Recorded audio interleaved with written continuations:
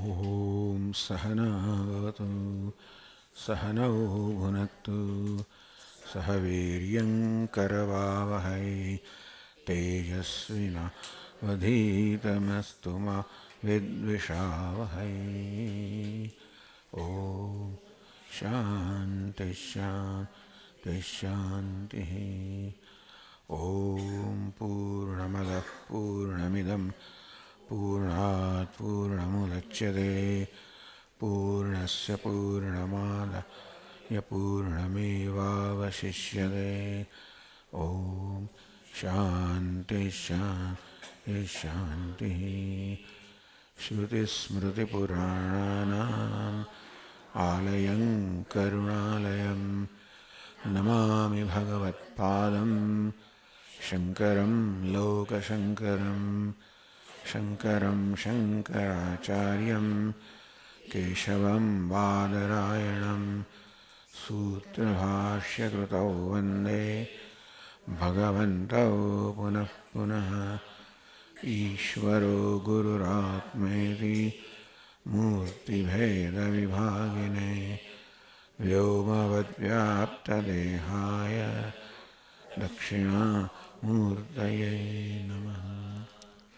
ॐ पार्थाय प्रतिबोधितां भगवता नारायणेन स्वयं व्यासेन ग्रथितां पुराणमुनिना मध्ये महाभारतम् अद्वैतामृतवर्षिणीं भगवतीम् अष्टादशाध्यायिनीम् अद्वैत्वामनुसन्दधामि भगवद्गीते भवद्वेषिणी।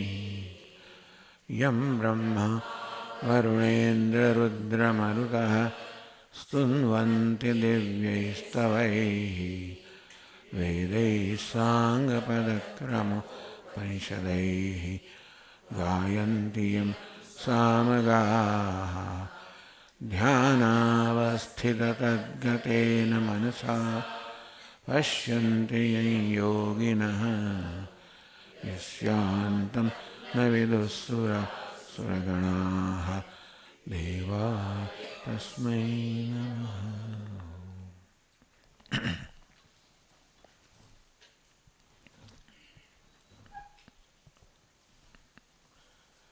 एतान्न हन्तुमिच्छामि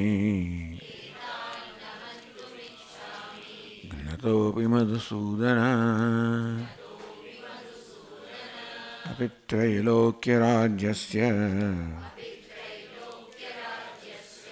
हेतोः किन्नु मही कृते निहत्य धार्तराष्ट्रान्नः का प्रीतिः स्यात् जनार्दन पापमेवाश्रयेदस्मान् हत्वैतानाततायिनः।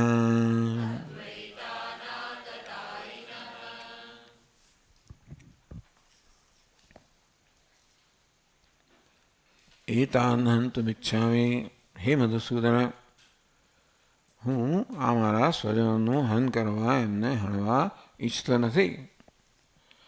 જ્ઞતોપી, એ લોકો ભલે મારા પર આક્રમણ કરે, ભલે મને મારી નાખે, છતાં પણ હું એમને મારવા ઈચ્છતો નથી.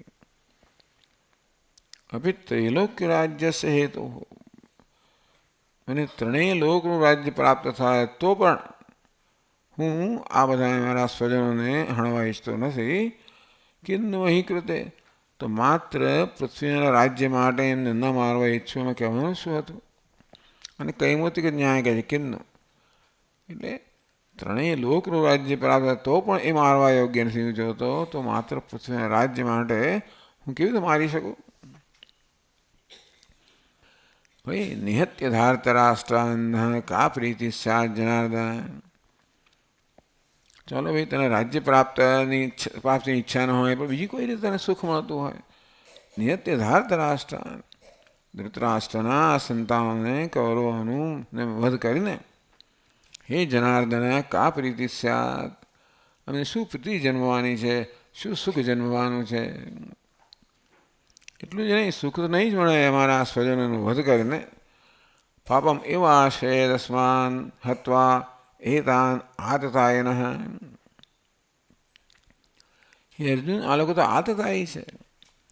બધા પ્રકારના પાપ આ દુર્યોધને એની ટીમે એને ટોળકીએ કરેલા છે. અને તેથી આતતાયનો વધ કરવામાં શાસ્ત્રમાં કોઈ પ્રકારનું પાપ નથી એવું કહેવામાં આવ્યું છે. પણ હિતાન આતતાયના હત્વા, બધા આતતાયનો વધ કરીને અમને કશું સુખ તો મળવાનું નથી, પણ વધ કરવાને કારણે અમને પાપ જ મળવાનું છે.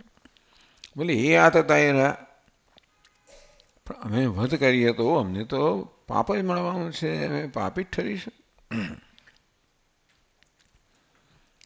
અત્યારે અર્જુન એ પ્રકારની મનસ્થિતિમાં છે કે યુદ્ધ કરવા ઈચ્છતો નથી અને યુદ્ધ કરવાના જે બધા ગેરલાભ છે બતાવે છે, ન કરવાના જે લાભ છે બતાવે છે. એ આગળ 36મા શ્લોકમાં કહે છે, તસ્માન નાર્હા વયમ હંતુમ ધાર્તરાષ્ટ્રાન સ્વબાંધવાન સ્વજનમ હિ કથમ હત્વા સુખિન સ્યામ માધવ.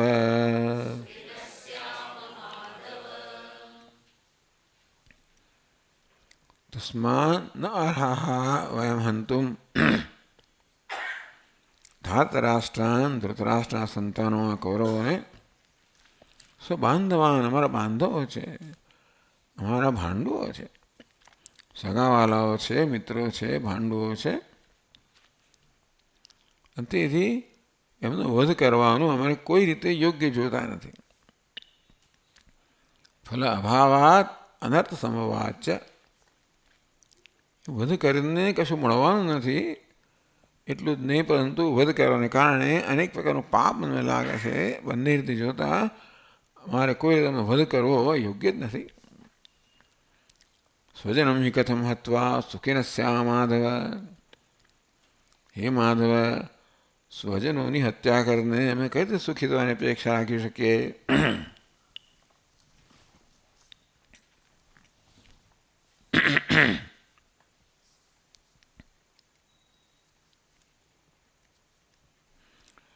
પાપ એવા હશે તસ્માત, અમને માત્ર પાપ જ લાગશે, કોઈ અદૃષ્ટ કોઈ પુણ્ય કે એવું તો કશું મળવાનું જ નથી આ કર્મથી. ન હિંસ્યાત, ધર્મશાસ્ત્રમાં કહ્યું છે કે ન હિંસ્યાત, કોઈ પ્રાણીની હિંસા ન કરવી જોઈએ. ત્યારે બીજે કહેલું છે આતતાયનમ હન્યાત. ભિન્ન ભિન્ન શાસ્ત્રો છે, ધર્મશાસ્ત્રમાં કહ્યું કોઈની હિંસા ન કરવી જોઈએ. અર્થશાસ્ત્ર એ વ્યવહારનું શાસ્ત્ર છે, પણ એમાં કહ્યું છે કે ભાઈ આતતાયનમ હન્યાત. આતતાયન જો તમે તો એનું હનન કરવું જોઈએ. કારણ કે એ તમે નહીં કરો, બીજા એનો સ્વભાવ બીજાને મારવાનો છે, તેથી તમે જો એને નહીં મારો તો વળી પાસે બીજાને મારવાનો છે.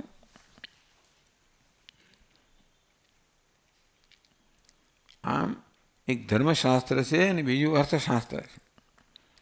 પણ નહીં, ન હિંસા ધર્મશાસ્ત્ર વધારે. એટલે ઘણીવાર આપણને એકને એક વસ્તુ માટે ભિન્ન ભિન્ન શાસ્ત્રમાં ભિન્ન ભિન્ન આદેશ પ્રાપ્ત થાય.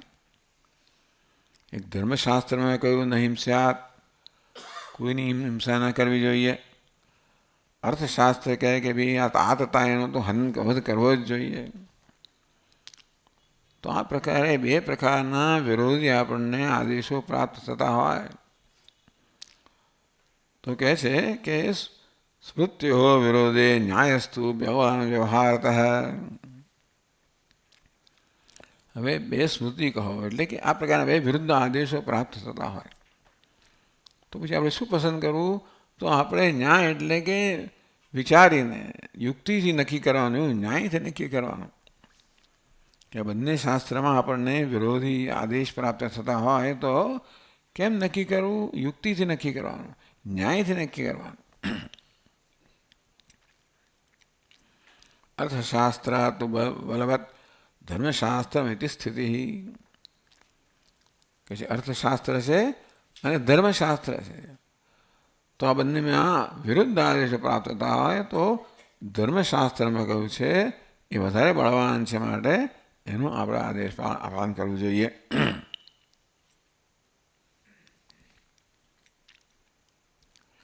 નનુ ધાર્તરાષ્ટ્રાણામ ભવતામ પ્રીતિ અભાવે બી. ચાલો ભાઈ, આ કૌરવો છે એમને તમારો કોઈ પ્રેમ નથી, એ તો સમજાયું, જાણીતું છે. યુષ્માન ગતામ ધાર્તરાષ્ટ્રાણામ પ્રીતિ અસ્તિ હવે, પણ તમને લોકોને મતલબ પ્રેમ છે જ ને. એ લોકોને તમારા માટે કોઈ પ્રેમ નથી, જાણીતું છે. પણ એ લોકો મારવા ઈચ્છતા હોય તો તમને તો એમનો પ્રેમ છે જ. અને તમે પ્રેમને કારણે, તમારા સ્નેહને કારણે એમનો વધ નહીં કરો તો એ તમારો વધ કરી નાખશે. એમને તમારા માટે કોઈ લાગણી છે નહીં, માટે તમે કશું નહીં કરો તો એ તો કરવાના જ છે, અને માટે એ તમને મારી નાખશે. એટલે અર્જુન કહે છે પાપમ એવા આશ્રયસ્માન હત્વા એતાન આતતાયન. હવે એની જુદી અસ્માન હત્વા, પહેલાં શું કહ્યું કે આ લોકોનું હનન કરીને અમને પાપ જ અમને શું મળવાનું છે, અમને પાપ જ લાગશે. તો કે અસ્માન હત્વા અમારો, એટલે આ બધી રીતે બંને તેની યોજના થઈ શકે આ વાક્યની. એતાન હત્વા અસ્માન પાપમ એવા આશ્રય. એતાન હત્વા આમનો વધ કરીને અમને પાપ જ લાગવાનું છે. અથવા અસ્માન હત્વા એતાન આતતાયન, અસ્માન હત્વા આતતાયન પાપમેવાશ્રય. અસ્માન હત્વા સ્થિતાન એતાન આતતાયન. આ બધા કૌરવો છે, ધાર્તરાષ્ટ્ર છે, પહેલાં પણ પાપી જ છે એ લોકો તો. અને અમારો વધ કરીને એમને કદાચ પાપ લાગશે તો એમનું કંઈ થવાનું નથી. પાપ એવા છે ન અન્યત કિંચિત સુખમિતિ. ચાલો, તો એમ પણ કહેવાય કે એમનો વધ કરીને એમને પાપ જ લાગવાનું છે, એમને કોઈ સુખ મળવાનું નથી.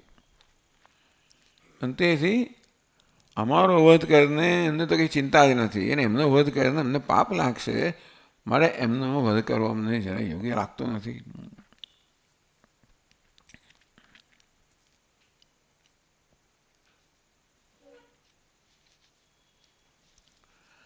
તથા ચ અયુધ્યતો અસ્માન હત્વા એવા. ભાઈ અર્જુન, તમે લોકો યુદ્ધ નહીં કરો તો પહેલાં તમે મારી નાખશે. તો કે ભલે એમ કરવાથી એ લોકો પાપી બનશે, અમને કંઈ પાપ નહીં લાગે, એટલે અમે તો એમને મારીશું તો અમને પાપ લાગશે. એ લોકો અમને મારશે તો પાપ એમને લાગશે, અમને કંઈ નહીં થાય. માટે આમાં પાપ બહુ મોટી વસ્તુ છે આ લોકો માટે. ટૂંકમાં કેવું કર્મ કરવું જોઈએ જે અધર્મ ઉત્પન્ન કરનારું છે, પાપ ઉત્પન્ન કરનારું છે, એનાથી દૂર રહેવું જોઈએ. તો આ જે ધાર્તરાષ્ટ્ર છે, કૌરવો છે, ભલે આતતાઈ રહ્યા છતાં એમનો વધ કરવાથી અમને પાપ જ લાગવાનું છે, અમને બીજું કોઈ હિત થવાનું જ નથી. ફલ અભાવાત અનર્થ સંભવાત છે પરિહિંસા ન કર્તવ્ય. એ લોકોનો વધ કરીને અમને કશો લાભ નથી, એટલું જ નહીં, પરંતુ પાપ લાગશે અમને અનર્થ મળશે. કોઈ લાભ થવાનો નથી, અમને અનર્થ જ પ્રાપ્ત થશે. એટલે આ અર્જુન કહી રહ્યો છે અંતશ્રેયોનું પશ્યામી હત્વા સ્વજનમ આહવે. રણ મેદાનમાં સ્વજનોની હત્યા કરીને અમારું કોઈ કલ્યાણ થવાનું હોય અમને જણાતું નથી, એના આ દલીલો એણે કરી. હવે અહીંયા આગળ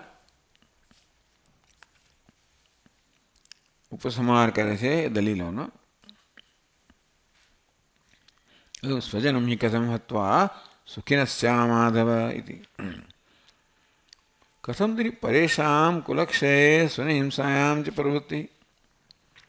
તમે આટલું સમજો છો અને તો તેથી તું આ વધ કરવા માટે વધમાંથી તું દૂર મુક્ત રહેવા માંગે છે, હિંસા કરવા નથી માગતો. આ લોકો તારા જેટલા જ વિદ્વાન છે. એ બધાએ આપણે એ જ ગુરુ પાસેથી એમને શિક્ષણ પ્રાપ્ત કર્યું છે. એમને સમજ પડે છે કે નહીં? કુલક્ષય સ્વજન હિંસા, એ લોકો તમને મારી નાખશે તો આ કુળનો ક્ષય થશે, કૌરવ વંશનો નાશ થશે અને સ્વજનો હિંસા થશે. આ બધી પ્રકારની પ્રવૃત્તિ કેમ એ લોકોને સમજ નથી પડતી? તમને આટલી બધી સમજ પડતી હોય તો કેમ એ લોકો આ વસ્તુ જોઈ નહીં શકતા હોય? એટલે 37મા શ્લોકમાં અર્જુન કહે છે, યદ્યપ્યેતેન પશ્યન્તિ લોભોપહત ચેતસઃ કુલક્ષય કૃતં દોષમ મિત્રદ્રોહે ચ પાતકમ.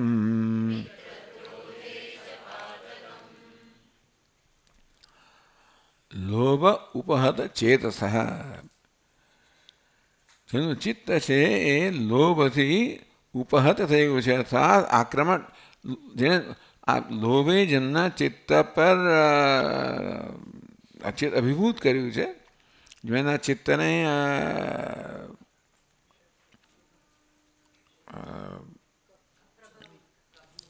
પ્રભાવિત કર્યું છે, પરાજિત કર્યું છે.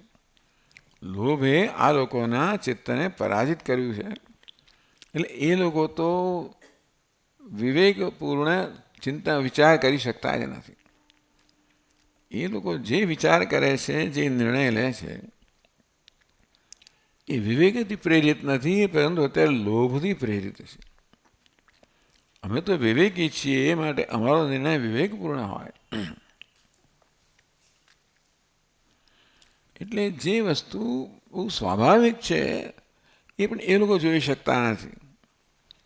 એ વાત કરે છે, યદ્યપ્યેતેન પશ્યન્તિ લોભોપહત ચેતસઃ કુલક્ષય કૃતં દોષમ મિત્રદ્રોહે ચ પાતકમ. કુલક્ષય કૃતમ દોષમ, આ યુદ્ધના પરિણામે સમગ્ર કૌરવ કુળનો નાશ થઈ જશે. એટલે હવે કુળનો નાશ તો મહાન પાપ છે, મહાન દોષ છે. આ કુળનો નાશ થઈ જવો, કારણ કે કોઈ બચવાનું નથી.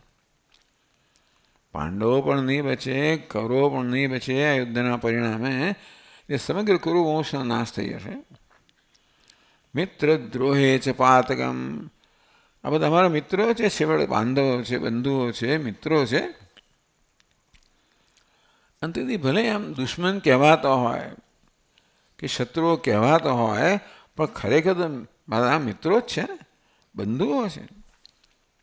એટલે હવે આ વધ એ શત્રુઓનો વધ છે કે પછી બંધુઓનો વધ છે?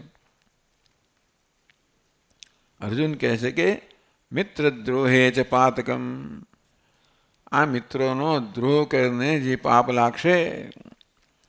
બે હવે વાત અર્જુન કરે છે, કુલક્ષય કૃતમ દોષમ, કુળનો ક્ષય કરવાને કારણે જે દોષ લાગશે તે મિત્રદ્રોહે ચ પાતકમ, આ મિત્રોનો દ્રોહ કરવાથી પાપ લાગે તે.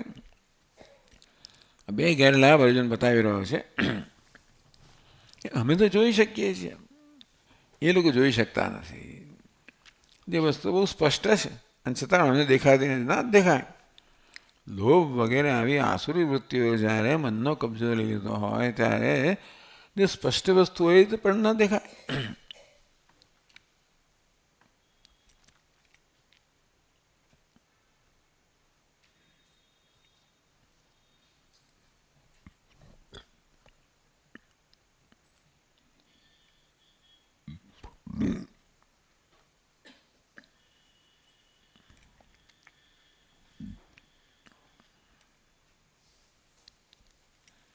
ચાલો હવે એ લોકો યદ્યપી એતે લોભાત પ્રવૃત્તા, આ કૌરવો છે એ લોભથી પ્રવૃત્ત થયેલા છે, બરાબર છે.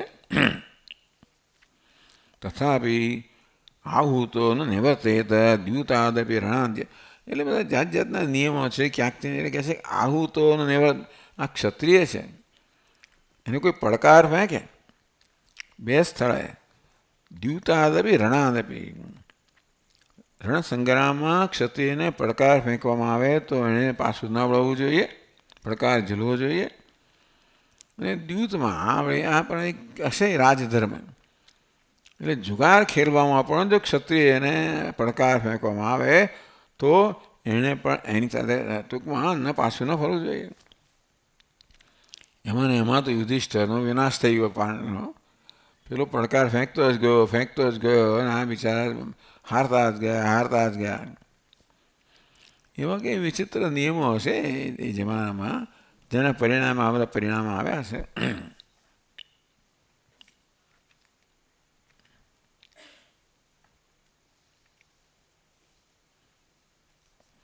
વિજિતમ ક્ષત્રિયસ્ય ઇતિ. યુદ્ધ જ્યારે થાય ત્યારે જે ધન આવે, જે જીતે એને ધન પ્રાપ્ત થાય ને એનું જ થઈ જાય.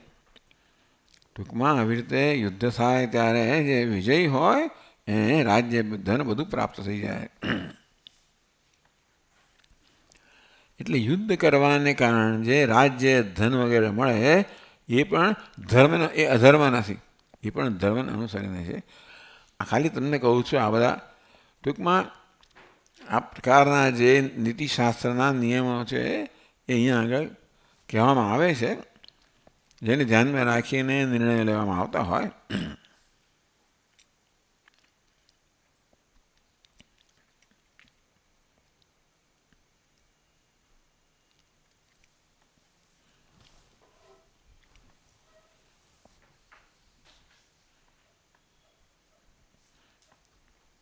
એટલે પછીના શ્લોકમાં કહે છે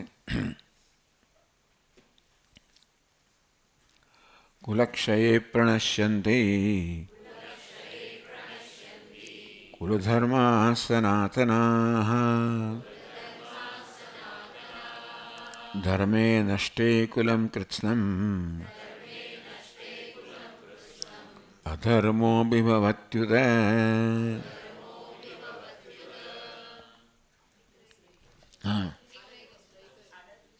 કથમ ન જ્ઞેયમસ્માભિઃ પાપાદસ્માન નિવર્તિતુમ કુલક્ષયકૃતમ દોષમ પ્રપશ્યદ્ભિર્જનાર્દન.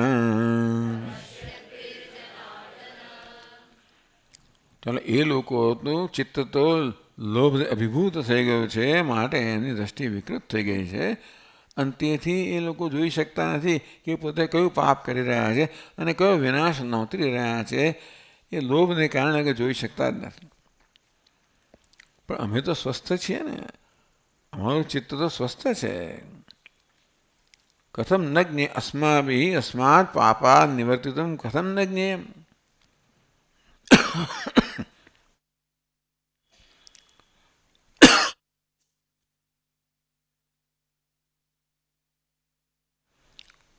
કુલનો ક્ષય અને મિત્રનો દ્રોહ આ પ્રકારનું પાપ છે. અમે તો સ્પષ્ટ જોઈ શકીએ છીએ.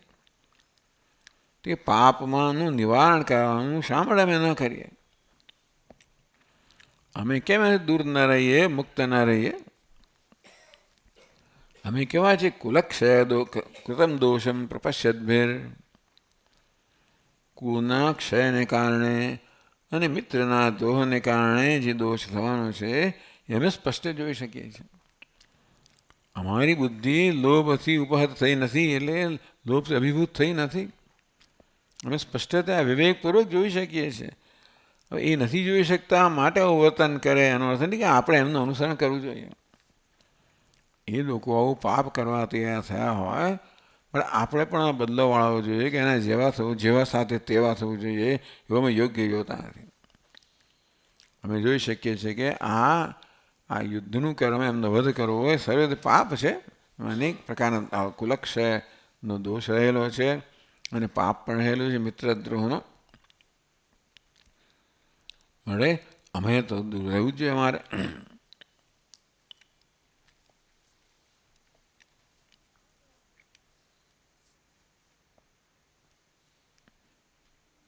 અહીંયા આગળ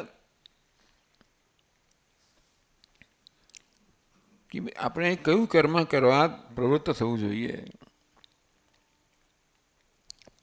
કોઈ કર્મ કરવા તૈયાર થતા હોઈએ તો કઈ વસ્તુથી પ્રેરાઈને આપણે કર્મ કરવું જોઈએ. શ્રેય સાધનતા જ્ઞાનમ હિ પ્રવર્તકમ.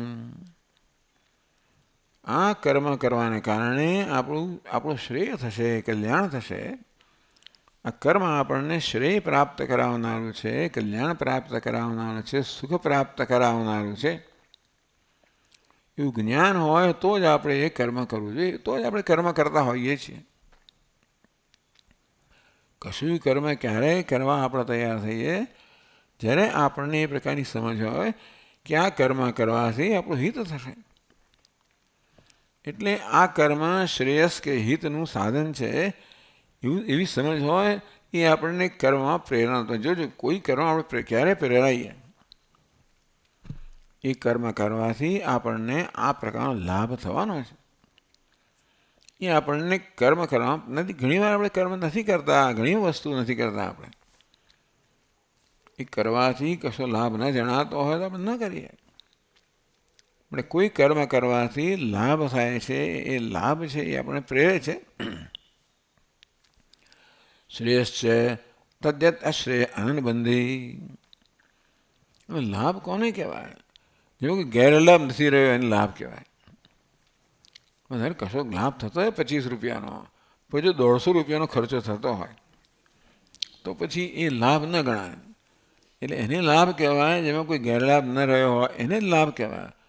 ગેરલાભ કદાચ ઘણો વધારે ચડિયાતો હોય તો લાભ કહેવાય. તો પછી આ બધું નહીં તો શું થાય છે? તમે અહીંયા કે ભાઈ શેર નામનું કર્મ છે, જે કોઈને મારી નાખવા માટે તમે એ જાતનો યાગ કરો, એવી જાતનો યાગ છે એમાં. અને એ તો હિંસાનું કર્મ થયું, પાપનું કર્મ થયું. એમાં તમને કંઈક લાભ થતો હોય એમાં, છતાં એમાં પાપ લાગતો હોય તો પછી આપણે એનાથી દૂર રહેવું જોઈએ. ફલતો યત કર્મ ન અનર્થે અનુબધ્યતે કેવલ પ્રતિહેતુત્વાદ ધર્મ તદ્ધર્મ એથી કથ્યતે. એ કયા કર્મને ધર્મ કહેવામાં આવે? ફલતોપી યત કર્મ ન અનર્થેન અનુબધ્યતે. કર્મ કરવાને કારણે આપણને કશો લાભ થતો હોય પરંતુ ઘણો અનર્થ પણ થતો હોય, તો કર્મના પરિણામે અનર્થ થતો હોય એવું હોય તો આપણે કર્મ કરતા રોકાવું જોઈએ. કેવલ પ્રીતિહેતુત્વાદ. માત્ર આપણે પ્રીતિથી હિતથી પ્રેરાયણ કરીએ એને જ ધર્મ કહેવાય. એવું મનુસ્મૃતિ પણ કહ્યું કે ભાઈ કર્મ કર્યા પછી મને સંતોષ થાય કે મેં કે સત્કર્મ સારું કર્મ કર્યું, એવો મને સંતોષ જન્માવે તો એ કર્મને ધર્મ કહેવાય. આવી જાતના અમને વધ કરીને કંઈ અમારે મને એવું થવાનું નથી. તતશ્ચ અશ્રેયો અનુબંધિતયા શાસ્ત્ર પ્રતિપાદિતેપી. એટલે ભાઈ શાસ્ત્રમાં પ્રતિપાદન કર્યું હોય તોય આ શેન નામનું કર્મ કેવું છે તો કે તમારા દુશ્મનનો વધ કરવા માટે. એમાં જાત જાતના બધા પ્રયોગો થતા હોય છે, જ્યાં તમે તમારા દુશ્મનો હોય, કોઈક તમે કોઈને તમે દ્વેષ કરતા હો અને કેવી રીતે, તો એને માટે અનેક પ્રયોગો થતા હોય છે. તો ભલે શાસ્ત્રમાં કહ્યું હોય એવું શાસ્ત્ર પણ છે બધું, જે તમે બતાવે કે ભાઈ કઈ કઈ જાતની બધી શું કહેવાય એને તાંત્રિક પ્રયોગો બધા થતા હોય અને એ રીતે તમે કોઈ નુકસાન કરતા હો, કરી શકતા હો, એ તમે લાભ આપનાર કરનારો હોય તો પણ જે સાધનનો પ્રયોગ કરવામાં આવ્યો એ તો અનિષ્ટ જ છે.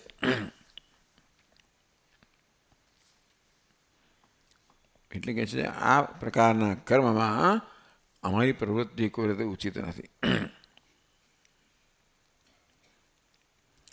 કથમ ન જ્ઞેયમસ્માભિ પાપાદસ્માન નિવર્તિતમ.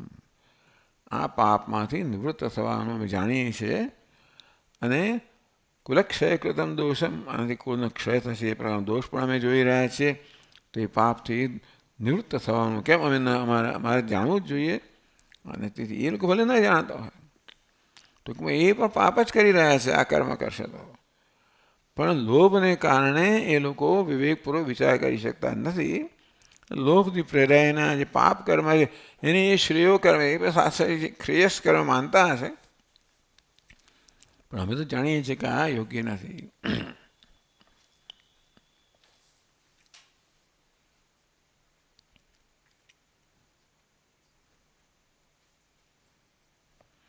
એવં વિજયાદીનામ અશ્રેયસ્ત્વેન અનાકાંક્ષિતત્વાत्.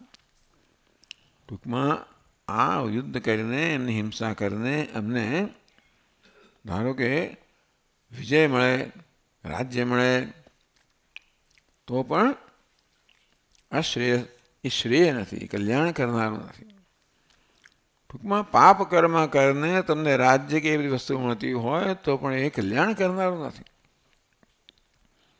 એ રાજ્ય વગેરે તમે સુખ આપનારું નહીં નીવડે, અને માટે એ પ્રકારનું કર્મ કરવું યોગ્ય નથી.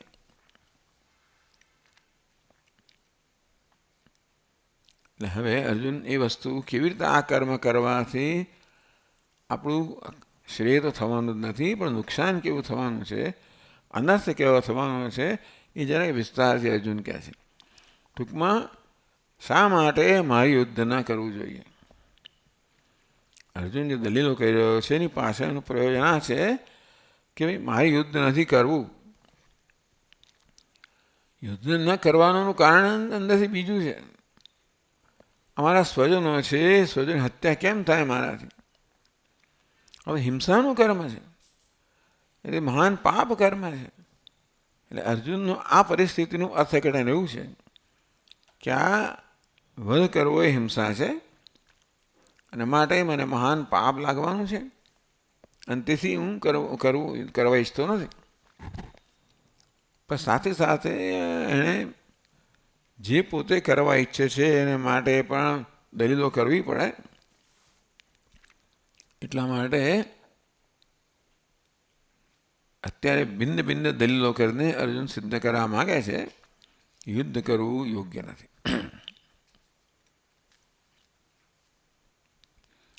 વિજયાદિનામ અશ્રેયસ્ત્વેન અનાકાંક્ષિતત્વાत्. અને વિજય પ્રાપ્ત થાય, રાજ્ય પ્રાપ્ત થાય તો પણ આ લોકોના લોહીને કારણે પ્રાપ્ત થતું હશે, અને તેથી એ કોઈ રીતે આકાંક્ષા ઈચ્છવા યોગ્ય નથી. ન તદર્થમ પ્રવર્તિતવ્યમિતિ. એ માટે આ વિજય માટે મારે પ્રવૃત્ત ન થવું જોઈએ. ભલે અમને રાજ્ય આપનારું હોય, પણ આ બધા અમારા સ્વજનો છે એનો વધ કરવાનું પરિણામ મળતું હશે. એટલે કેમ આ કર્મ કરવામાં કોઈ શ્રેય નથી, અને ન કરવામાં શ્રેય છે. બંને વસ્તુ અર્જુન હવે કહી રહ્યો છે.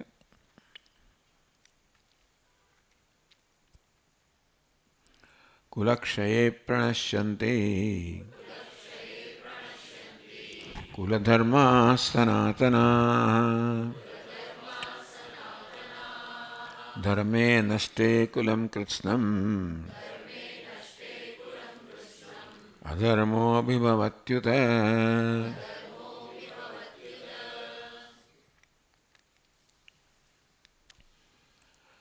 કુલક્ષયે પ્રણશ્યન્તિ કુલધર્મા. કુળનો ક્ષય થાય એટલે કુળના ધર્મ જે હોય, કુળના ધર્મ હોય છે.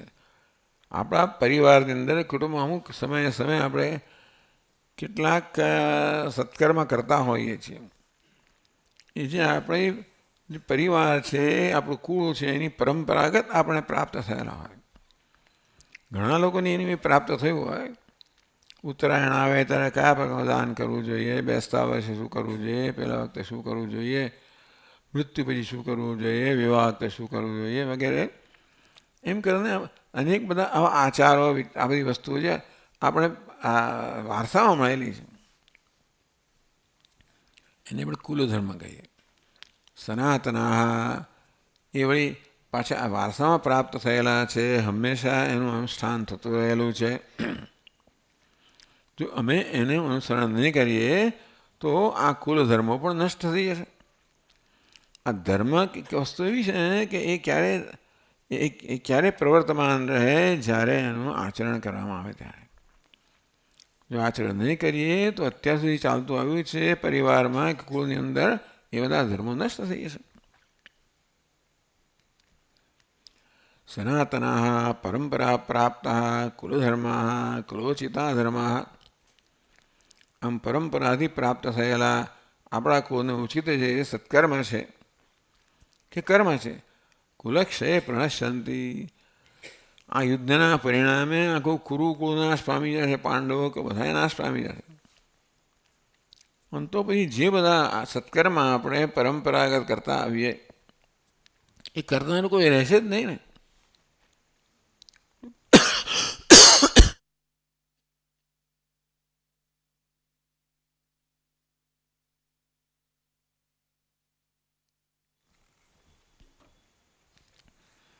એટલે ધર્મનું આચરણ કરનારા કોઈ ના હોય તો પછી ધર્મ રહે જ નહીં. અને તેથી કહે છે કે કુળનો ક્ષય થશે તો ભાઈ કુળ ધર્મ પણ નાશ પામી જશે. ભલે નાશ પામે. ધર્મે નષ્ટે કુલમ કૃષ્ણમ અધર્મ અભિભવતી ઉત. ધર્મનો નાશ થાય તો એમ ના માનીશ કે માત્ર ધર્મનો નાશ થઈને રહેશે. અધર્મ તો હંમેશા બધા અભિભૂત કરવા માટે તૈયાર જ છે. ટૂંકમાં આ પાપ એવી વસ્તુ છે ને કે એ કરવું બહુ સહેલું છે. એમાં માત્ર આપણી જે કંઈ વાસનાઓ છે વાસનાઓને તાવે થવાનું છે, એટલે એમાં કોઈ પ્રયત્ન નથી. ધર્મનું આચરણ કરવા માટે આપણે આપણી વાસનાઓ છે વાસનાઓને કાબૂમાં રાખવી પડે. મનમાં જે પ્રકારના આવેગો હોય પહેલાં તરત આપણે ઈચ્છા થાય કે હું પણ જેને ચોપડાવી દઉં, સંભળાવી દઉં, બે તમામ મારી દઉં. એ પ્રકારના આવેગોને આપણે કાબૂમાં રાખીએ તો જ અધર્મથી બચી શકીએ. આપણે આવેગાત્મક કર્મ કરીએ તો એ હંમેશા અધર્મ જ હોય. ધર્મનું આચરણ કરવા માટે આપણે અભિવૃત્તિઓ છે, આપણે ખાસ કરીને કામ, ક્રોધ, લોભ આ જે બધી વૃત્તિઓ છે આસુરી વૃત્તિઓ, આપણે આસુરી વૃત્તિઓ જો વશ થઈએ તો અધર્મનું જ આચરણ થાય. એટલે ધર્મનું આચરણ કરવા માટે આ આસુરી વૃત્તિઓને કાબૂમાં રાખવી જ પડે, જે પ્રયત્ન માંગી લે છે. મનમાં ક્રોધ જન્મ્યો હોય અને બે ચોપડાવાની ઈચ્છા થઈ ગઈ હોય, આવેગ આવ્યો હોય તો એને કાબૂમાં રાખવો પડે. સામે જ પડ્યું છે એને ખિસ્સામાં મૂકી દો તો બહુ મોટી વસ્તુ પ્રાપ્ત થશે એવું બીજાને ધનની ચોરી કરવી પણ બહુ સરળ હશે, પણ એને એક આવેગને કાબૂમાં રાખવો પડે. એટલે અધર્મનું આચરણ પ્રમાણ સરળ છે, કારણ કે આપણા આવેગો છે એને અનુસરીને છે. ધર્મનું આચરણ અઘરું છે, કારણ કે આપણા આવેગોને કાબૂમાં રાખવા પડે. સનાતન કુલધર્મ પ્રણશ્યંતિ. તો આ પ્રકારે જ્યારે કુળનો ક્ષય થાય, ધર્મનું આચરણ કરનારું જ કોઈ ના રહે, તો પછી પરંપરાગત જે બધા ધર્મો ચાલતા કુલ ધર્મ ચાલતા આવ્યા છે એ નષ્ટ થઈ જશે. એ નષ્ટ થશે એટલે અધર્મ તો આપણો કાબૂમાં, અધર્મ છે એ તો પ્રસરવાનો જ છે. અધર્મને પ્રસરતા વાર ના લાગે. ટૂંકમાં જો આપણે પ્રયત્નપૂર્વક સદવૃત્તિ ન જાળવીએ તો મનમાં અસત્વૃત્તિ જન્મવાની જ છે. એની માટે કોઈ પ્રયત્નની જરૂર નથી. આપણા જે કામ, ક્રોધ, લોભ છે એ જ પ્રવૃત્ત થશે તો આપોઆપ ધર્મ પ્રવર્તશે. ધર્મે નષ્ટે કુલમ કૃષ્ણમ. ધર્મ નષ્ટ થશે તો સમગ્ર કુળ છે ને અધર્મનો કબજો લઈ લેશે.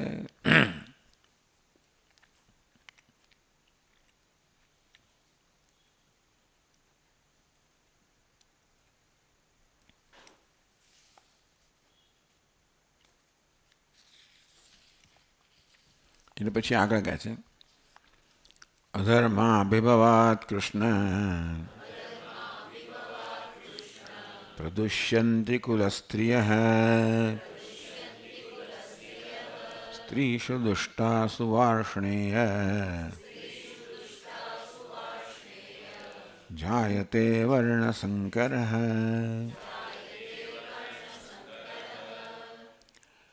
હે કૃષ્ણ, અધર્મ અભિભવાત, ધર્મ છે અધર્મ જ્યારે એનો કબજો લેશે એટલે ધીમે ધીમે ધર્મ ક્ષીણ થતો જશે, અધર્મ પ્રબળ થતો જશે. પ્રદુષ્યંતિ કુલ સ્ત્રીય, કુલની સ્ત્રીઓ જે છે કારણ કે એ ધીમે ધીમે એ બધા પણ પોતાનો કાબુ ગુમાવશે. અંતેથી જે આત્મસંયમ જોઈએ આત્મસંયમ ક્ષીણ થતો જશે એટલે બધા પછી એ પ્રકારના કરવામાં પ્રેરાશે. હવે કુળની સ્ત્રીની વાત કરીએ પણ પહેલાં પુરુષ. સ્ત્રી ક્યારે અધર્મ કરે? જ્યારે પુરુષ અધર્મ કરતો હોય ત્યારે જ ને. પણ સામાન્ય રીતે સ્ત્રીઓ વધારે આત્મસંયમ ધરાવતી હોય છે. એ ધર્મનું પાલન કરવામાં વધારે શું કહેવાય એને વધારે પ્રામાણિક હોય છે.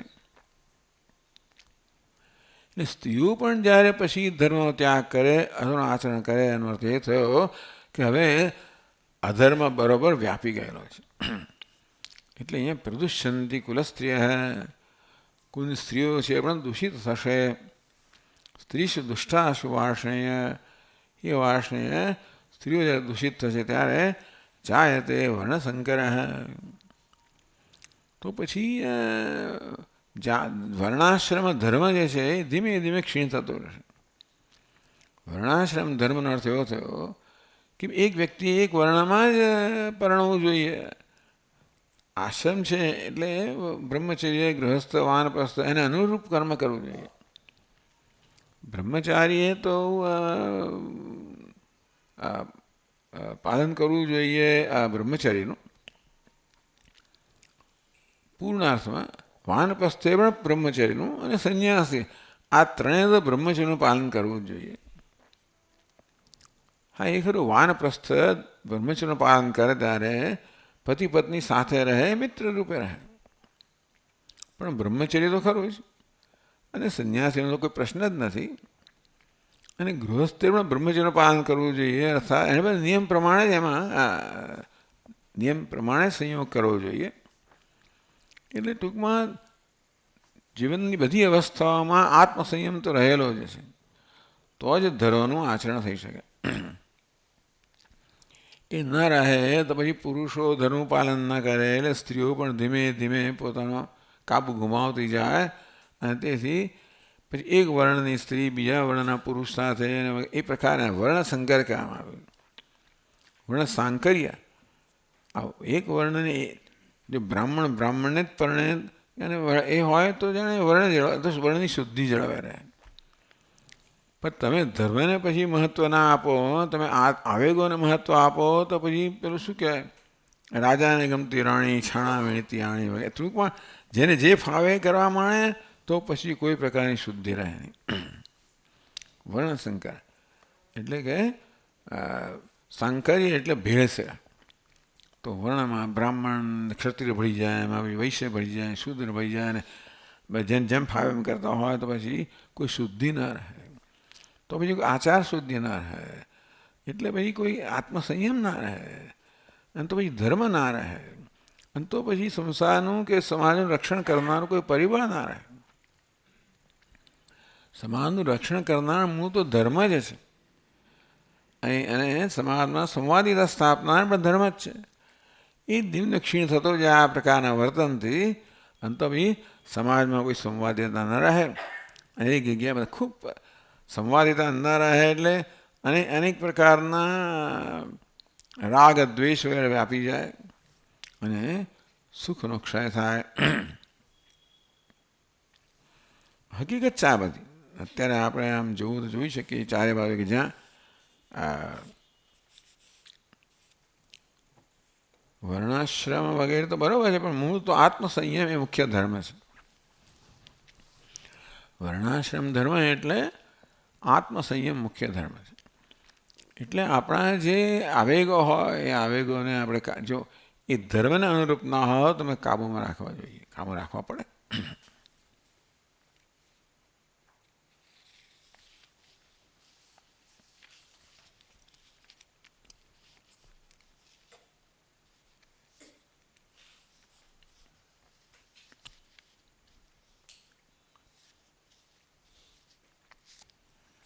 અને તો શું થશે એ કહે છે આગળ. શંકરો નરકાયૈવ કુલજ્ઞાનામ કુલસ્ય ચ પતંતિ પિતરો હ્યેષામ લુપ્તપિંડોદક ક્રિયાઃ.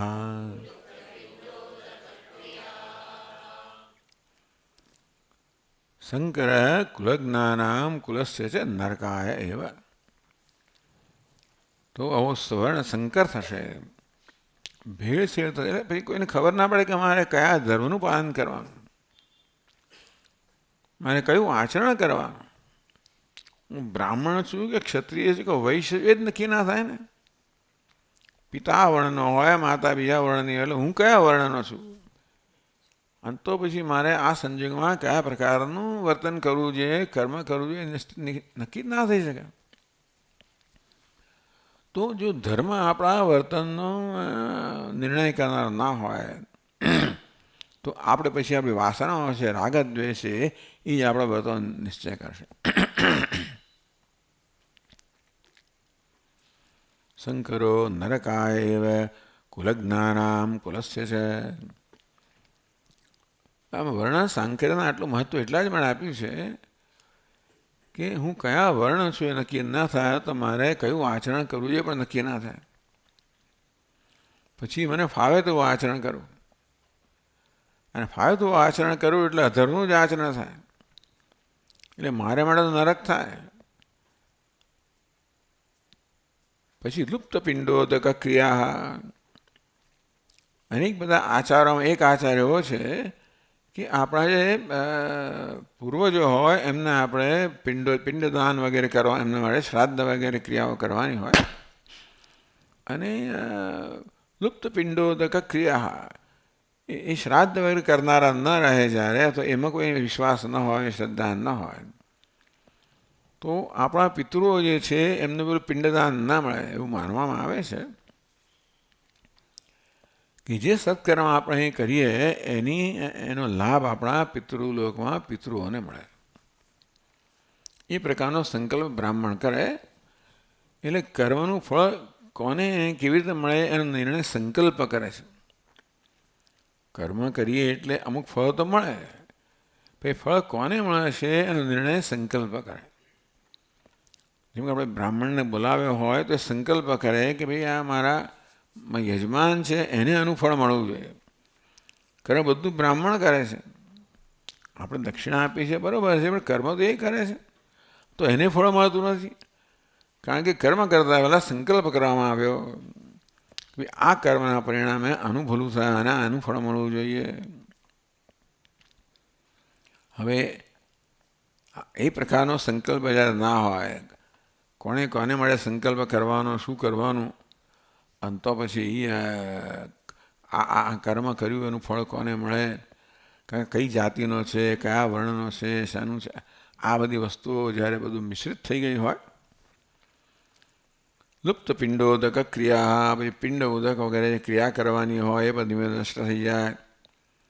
એટલે પછી પહેલાં પિતૃલોકમાં પિતૃઓ છે એમને ખોરાક બંધ થઈ જાય. તો યજ્ઞ યાગાદી બંધ કરો એટલે આહુતિ આપતા બંધ થઈ જાય તો દેવતાઓનો ખોરાક બંધ થઈ જાય. અને આ પ્રકારે પિંડદાન વગેરે કરતા બંધ થઈ જાય તો પિતૃઓનો ખોરાક બંધ થઈ જાય. એમ તો ખાલી પિતૃઓની જ વાત કરી છે, પણ દેવતાઓની વાત ખરી છે. પતંતિ પિતરો હેશામ લુપ્ત પિંડોદક ક્રિયા. પિંડ અને ઉદક ક્રિયા જ્યારે લુપ્ત થઈ જાય, નષ્ટ થઈ જાય, ત્યારે પછી આ પિતૃઓ જે પતનથી એમનું પતન થાય. કારણ કે એમની પિતૃલોકમાં રાખવા માટે જે આપણે પુણ્યકર્મ કરવું જોડે ને એ ન કરીએ. આપણે જે સત્કર્મ કંઈ કરતા હોઈએ એમાં સંકલ્પ કરીએ કે આ પ્રકારે પિતૃઓને આનું ફળ મળે, અને એ કર્મ છે એ પિતૃઓને પોતાના સ્થાનમાં રાખે. આપણે આ બધી માન્યતાઓ છે, આટલા મૃત્યુ પછી આટલા દિવસમાં જાત જાતની બધી ક્રિયાઓ કરવાની હોય. એવું માન્યતા, એક એવી માન્યતા છે કે ભાઈ પિતૃલોકમાંની યાત્રા કરતાં આટલા દિવસ થાય, 12 દિવસ થાય. એટલે દરેક દિવસે એને આ જે આપણા જે વડીલ છે એટલે જેનું મૃત્યુ થયું છે એને આ દિવસે આ પેલા દિવસે પેલું એવું 12 દિવસે જાત જાતની વસ્તુઓ મળે. એટલે અહીંયા આપણે એને માટે સત્કર્મ કરીએ. 13મા દિવસે પછી પિતૃમાં ભળી જાય ત્યારે શ્રાદ્ધ કરીએ. આ તો બધી માત્ર આવી શ્રદ્ધાનો જ વિષય છે, માન્યતાનો વિષય છે, પણ આવું પ્રવર્તમાન છે આપણી સંસ્કૃતિમાં. પછી કોણ આ બધું કરવાનું છે? આવી શ્રદ્ધા જ ના હોય ને. કારણ કે તમે કોણે જોયું છે આ બધું? કોણ પિતૃઓ, કયો પિતૃલોક છે? આપણે અહીંયા કરીએ ને પેલાને મળે એ કઈ જાતની રીત છે? એટલે આપણે ત્યાં આ બધા થયેલા જ છે. ટૂંકમાં આવા નાસ્તિક લોકો એ આમ કઈ વસ્તુ સ્વીકારતા નથી. એટલે આ તો તમે તમારો ભાઈ છે એ યાત્રાએ ગયો અને તમે અહીંયા ભોજન કરો એટલે એનું પેટ ભરાયું તો બનતું હશે? એક જણ ખાય ને બીજાનું પેટ ભરે તેવી રીતે તમે અહીં કર્મ કરો ને પિતૃઓને મળે એવું કેવું જ બની શકે? આવી જાતે દલીલો કરનારા નીકળે અને પછી બધા લોકોને કહે અમુક વસ્તુ લોકો સાંભળવા બહુ એનાથી બહુ પ્રભાવિત થઈ જાય. એટલે પતનથી બધા પિતૃઓનું પતન થાય.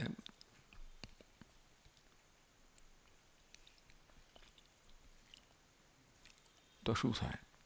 અત્યારે ધર્મશાસ્ત્રની લાંબી ચર્ચા થાય છે. આ બધી દલીલો છે શા માટે અમે યુદ્ધ ન કરવું, એની પાછળ એક જ વસ્તુ રહેલી છે, મારે ક્યાંય યુદ્ધ ન કરવું જોઈએ. યુદ્ધ છે અધર્મ છે, હિંસા છે અને અધર્મ છે, માટે મારે એનું આચરણ ન કરવું જોઈએ. એ ધ્યાનમાં રાખીને આ બધી દલીલો કરવામાં આવે છે.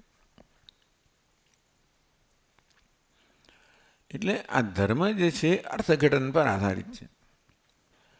કયા સંજોગોમાં કયું વર્તન કરીએ એનું અર્થઘટન કરવાનું હોય કે આ કર્મ ધર્મ છે કે અધર્મ છે. તો અત્યારે અર્જુન આ પ્રકારે અર્થઘટન કરી રહ્યો છે. યુદ્ધ કરવું એ બધી રીતે અધર્મ છે એવું અર્થઘટન અર્જુન એને માટે દલીલો કરી રહ્યો છે.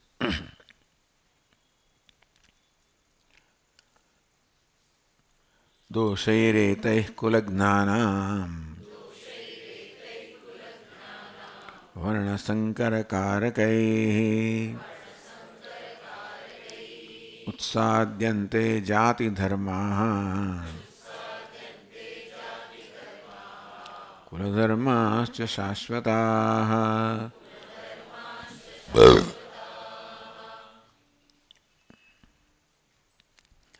કુલજ્ઞાનામ વર્ણસંકરકારકૈ એતૈ દોષૈ. કુળનો નાશ કરનારા છે એ તે બધા વર્ણસંકર કુળનો નાશ થાય એટલે પછી કુલ ધર્મનો પણ નાશ થઈ જાય. માટે કોઈ પ્રકારનું શિસ્ત ન રહે, કોણે શું કર્મ કરવું જોઈએ. અને તેથી આ બધી ભેળસેળ થઈ જાય. દરેકને જે પોતે ફાવે એ પ્રકારે કરે અને તેથી એનું નામ સાંકર્ય એટલે ભેળસેળ થઈ જાય.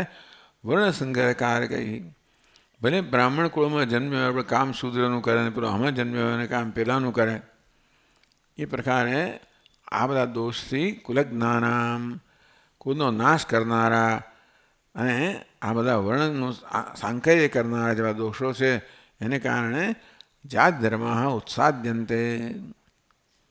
જાતિ ધર્મ, બ્રાહ્મણ ધર્મ હોય, ક્ષત્રિય ધર્મ હોય વગેરે આવા ધર્મ એટલે પરંપરાગત જે પ્રાપ્ત થયો આચાર વિચાર. કુલધર્મ છે શાશ્વતા. એ જાતિ ધર્મ છે, કુળ ધર્મ છે. બ્રાહ્મણ જાતિ હોય, બ્રાહ્મણોને શું કરવાનું એક હોય અને વળી પાછા આપણા કુળમાં શું થતું આવ્યું છે એ દરેકના પરિવારની પછી પરંપરા થોડી થોડી જુદી હોય. એટલે જ્યારે આવી રીતે લગ્ન થતા હોય ત્યારે એટલા જ માટે જો એક જ જ્ઞાતિમાં થાય ને તો બહુ સરળતાથી વસ્તુઓ થાય. એટલે જુદી જ્ઞાતિ હોય તો પેલાને એક પ્રકારના રિવાજ હોય અને બીજા પ્રકારના રિવાજ હોય. ખૂબ બધી બેસીને ખૂબ બધી એ લોકોએ વાટાઘાટો કરવી પડે. ભાઈ તમારામાં શું છે ને અમારામાં શું છે ને આ વખતે શું આપવાનું, પેલામાં શું વગેરે વગેરે. એટલે આવા જાતિ ધર્મ છે અને કુલ ધર્મ છે. શાશ્વતા પાલન કરવામાં આવે તો આપણું ધર્મ રક્ષતે રક્ષિતા. ધર્મનું રક્ષણ કરવામાં આવે તો આપણું રક્ષણ કરે. પછી બધા ધર્મ ઉત્સાદ્યંતે એ બધા નષ્ટ થઈ જવાના.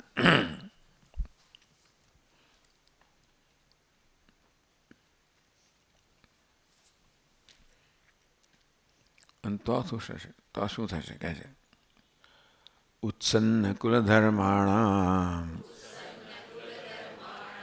મનુષ્યાણામ જનાર્દન નરકે નિયતમ વાસઃ ભવતીત્યનુશુશ્રુમ.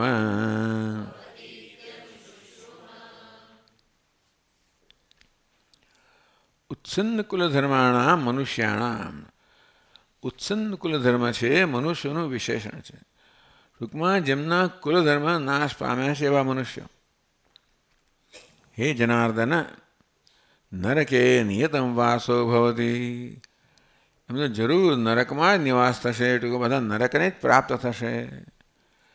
આમ કુળમાં જે સનાતન પરંપરા ચાલી આવતી હોય, પોતાની જાતિમાં જે પરંપરા ચાલતી હોય, એ બધી વસ્તુ નષ્ટ થઈ જાય.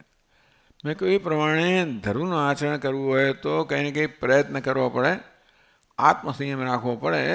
એ ન રાખ્યો ધીમે ધીમે આ બધી જે પરંપરાગત જે ધર્મ આવતા હોય, જે પરંપરાગત ચાલતું હોય, બધું ધીમે ધીમે છૂટી જાય. અત્યારે ઘણું છૂટી ગયું છે આપણાથી પણ છતાં એટલે પછી કોઈ જાતનો નિયમ ના રહે, શિસ્ત ના રહે. નરકે નિયતમ વાસ. તો પછી ધીમે ધીમે અધર્મનું આચરણ વધતું જ જાય અને આ બધા લોકોનો નરકમાં નિવાસ થશે, એમાં કોઈ શંકા જ નથી. એથી અનુશુશ્રુમાં તું ક્યાંથી લાવે આ બધું? મેં સાંભળ્યું છે, કારણ કે અમે આ અભ્યાસ કર્યો છે, ગુરુકુળમાં ગયા છીએ, ત્યાં ગુરુજી અમને શીખવાડ્યું છે આ બધું. અને અમે સાંભળ્યું છે કે આ પ્રકારે જે લોકો કુલ ધર્મનો નાશ કરનારા છે એમનો જરૂર નરકમાં જ નિવાસ થાય છે.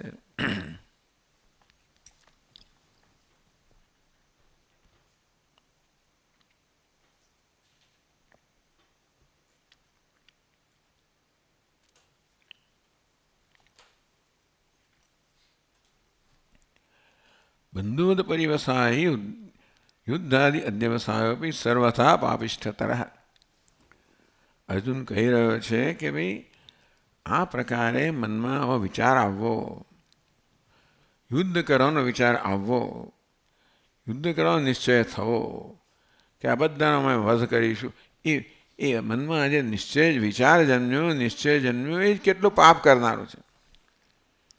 એના પરિણામે જ્યારે હિંસા થાય તો મહાન પાપ થાય છે. પણ આ પ્રકારે આ હિંસા કરવાનું, આ બધાનો વધ કરવાનો મનમાં નિશ્ચય જન્મે ને, એ પણ મહાન પાપ છે. એ તો પાપ અમને લાગી જ ગયું. એટલે અર્જુન હવે એ બીજો પશ્ચાતાપ કરી રહ્યો છે. અહો બત મહત પાપમ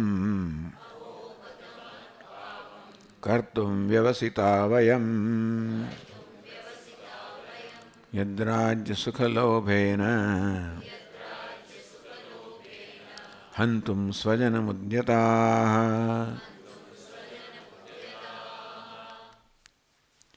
વયમ વ્યવસ્થિતા. અમે આ પ્રકારનો નિશ્ચય, વ્યવસાય નિશ્ચય. અહો મહત પાપમ કરતું. આ પ્રકારે મહાન પાપ કરવાનો અમે નિશ્ચય કર્યો. પાપ તો કર્યું નથી હજી. મનમાં પાપ કરવાનો, આ બધાનો યુદ્ધ કરીને વધ કરવાનો નિશ્ચય જન્મ્યો અમારે, એ જ મહાન પાપ થઈ ગયો. એમનો વધ કરો તો શું મોટું પાપ થાય. પણ આ છે ને એમને આવું તો કે રાજ્ય સુખ લોભે. અમે આ પ્રકારે કૌરવો સાથે યુદ્ધ કરવા કેમ તૈયાર થયા, વધ કરવા કેમ તૈયાર થયા? રાજ્ય અને સુખના લોભથી. અમને યુદ્ધમાં પ્રેરણા જે છે આ લોભ છે. શેનો લોભ? જો અમે યુદ્ધ કરીને વિજય પ્રાપ્ત કરશું તો રાજ્ય પ્રાપ્ત થશે. રાજ્ય પ્રાપ્ત થશે તો બધા પ્રકારના સાધનો, સુખ સાધનો પ્રાપ્ત થશે. તેથી રાજ્ય અને સુખના લોભથી પ્રેરાઈને જ આ કરવા તૈયાર છે. અહો બત મહત પાપમ કરતું વ્યવસ્થિતા વયમ. આ પ્રકારે આવો મહાન પાપ કરવા માટે નિશ્ચય મેં કર્યો. શેનાથી? રાજ્ય અને સુખના લોભથી. સ્વજનમ હંતુમ ઉદ્યતા. અમારા સ્વજનો છે એની હત્યા કરવા માટે અમે તૈયાર થયા, ઉદ્યત થયા, નિશ્ચય કર્યો.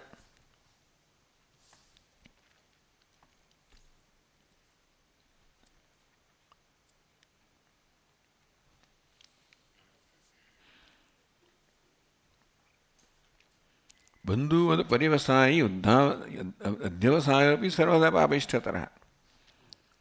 ટૂંકમાં જે બંધુઓનો જે વધ થવાનો છે એ પ્રકારનું યુદ્ધ કરવાનો મનમાં નિશ્ચય જન્મ એ જ મહાન પાપ છે. યુદ્ધ કરવું અને બંધુઓનો વધ કરવો એ તો જુદી જ વાત છે, પણ જે યુદ્ધથી બંધુઓનો વધ થશે એ પ્રકારનું યુદ્ધ કરવાનો મનો નિશ્ચય જન્મો એ જ મોટું પાપ છે. કિમ પુનઃ યુદ્ધમ, તો આમાં યુદ્ધ કરવાનો નિશ્ચય, જે યુદ્ધથી બંધુઓનો વધ થશે એ પ્રકારનું યુદ્ધ કરવાનો નિશ્ચય જન્મવો એ જ મહાન પાપ છે. તો યુદ્ધ તો શું જ કહેવું, યુદ્ધ કરવાનો મનો નિશ્ચય જન્મ એ જ મોટું પાપ છે.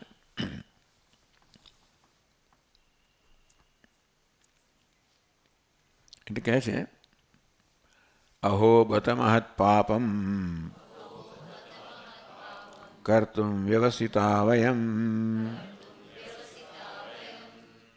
યદ્રાજ્ય સુખલોભેન હંતુમ સ્વજનમુદ્યતા. આમ રાજ્ય સુખના લોભથી સ્વજનોનો વધ કરવાનો નિશ્ચય કર્યો એ જ મહાન પાપ છે. યદિ મામ પ્રતિકારમ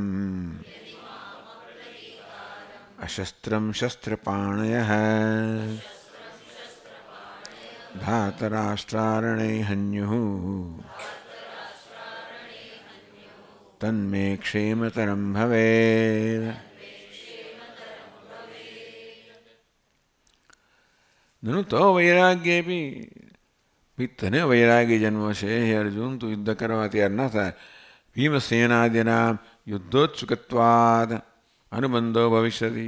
યુદ્ધ તું કદાચ તૈયાર ના થાય. ભીમસેન બધા તો યુદ્ધ કરવા એકદમ ઉત્સાહી છે અને માટે એ તો યુદ્ધમાં જોડાય, એ તો યુદ્ધ કરશે જ.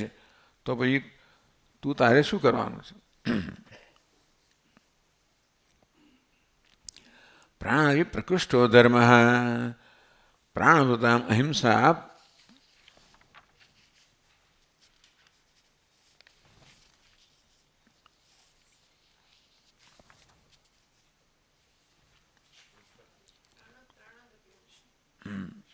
પાપા નિષ્પત્તે તસ્માત જીવનપેક્ષા મરણમેવ મોક્ષેમતરમ. હા, ધર્મ તો છે એ પ્રાણ કરતાં વધારે મૂલ્યવાન છે. પ્રાણભૃતામ અહિંસા એટલે પ્રાણભૃત એટલે જે ટૂંકમાં પ્રાણીઓ છે, આ બધા મનુષ્યો છે. અહિંસા પાપ અનિષ્પત્તે એટલે એમનું હિંસા ન કરવામાં આવે તો પાપ નહીં થાય.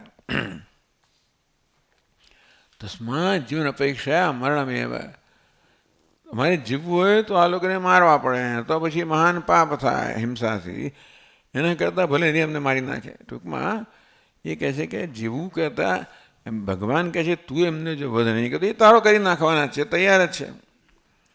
એટલે ભલે અમારો વધ ભલે થઈ જાય પણ અમે તો એટલે તો એમનો વધ કરવાનો નિશ્ચય એ જ મોટું પાપ છે. વધ કરવો એ તો શું મોટી વાત છે, એ તો મહાન પાપ છે. એટલે ભલે એમને જે કરવું એ કરે, અમે તો આવું પાપ નહીં કરીએ.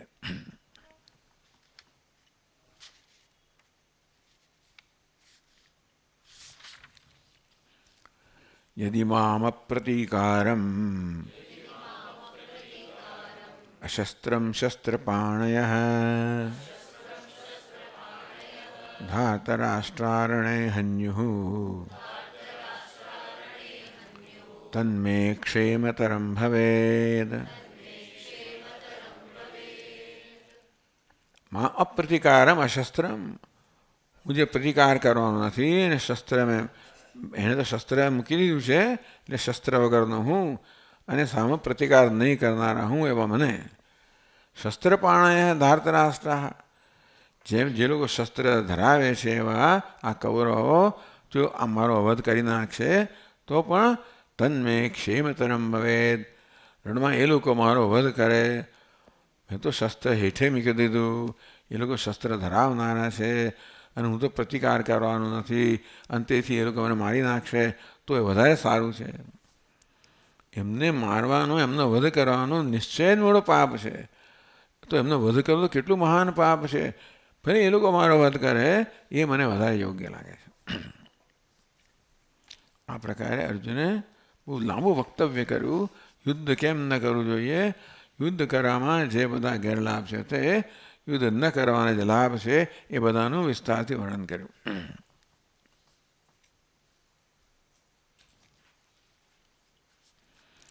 એતદ વૃત્તાંતમ સંજયો ધૃતરાષ્ટ્રમ પ્રતિ, હા તો કહે છે આવિદિતવાન. આ વૃત્તાંત સંજયે ધૃતરાષ્ટ્રને કહ્યું એ હવે છેલ્લા શ્લોકમાં કહે. સંજય ઉવાચ એવમુક્ત્વા સંખ્યે રથોપસ્થ ઉપાવિશત વિસૃજ્ય સશરમ ચાપમ શોકસંવિઘ્નમાનસઃ.